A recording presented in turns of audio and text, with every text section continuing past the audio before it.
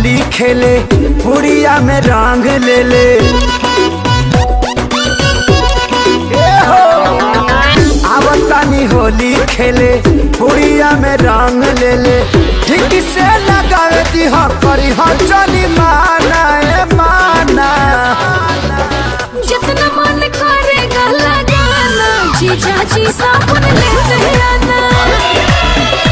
रंगवा डाली के खुदे धुलवाना जीजा जी साबुन लेते आना।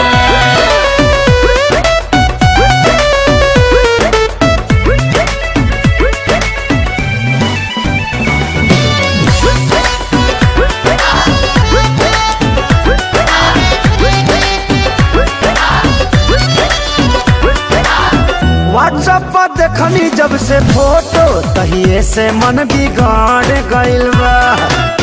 भगवा चढ़ वाला बावे कुछ दिन अभी से नासा चढ़ गइल बा।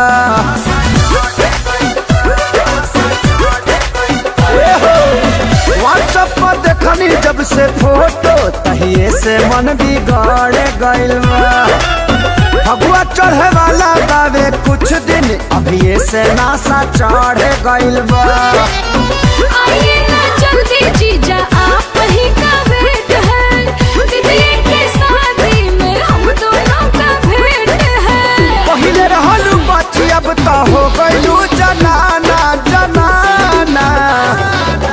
जितना मन करेगा लगाना जीजा जी साबुन लेते आना।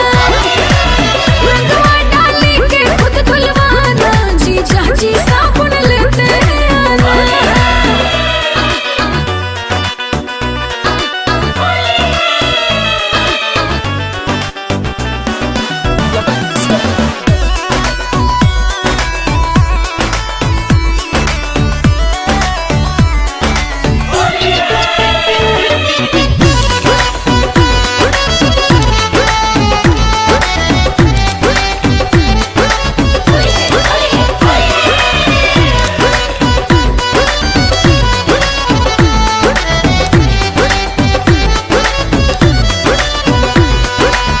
बड़ी हजानी दीदिया के खबर पलान ना तो फेल हो जाई। रखी है प्रियंका तनी सबर हमनी के असो मेल हो जाई।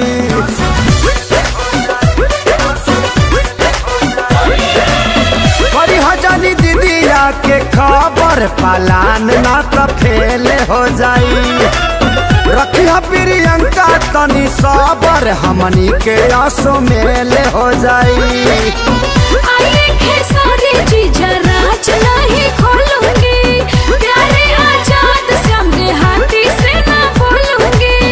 दिन भर खेल के रंगवा संग ही नहाना नहाना।